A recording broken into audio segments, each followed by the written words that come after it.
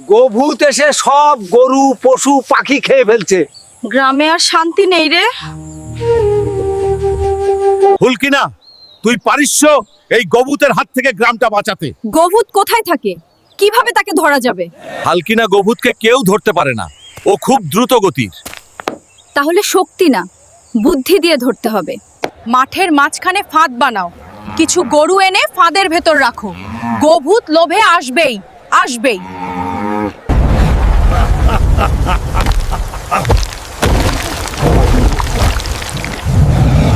গোভূত, তুই কেন আমার গ্রামে এসেছিস? কেন গ্রামবাসীদের ক্ষতি করছিস? হুলকিনা, আমাকে ছেড়ে দে। আমি চলে যাব, আমি আর কোনোদিন এই গ্রামে আসবো না। আমি যাদের গরু পশু খেয়েছি, এই সোনা তাদের ক্ষতিপূরণ। ভুল করলে ক্ষমা পাওয়া যায়, কিন্তু কথা রাখতে হবে তোকে। ভিডিও ভালো লাগলে লাইক সাবস্ক্রাইব করে দিন।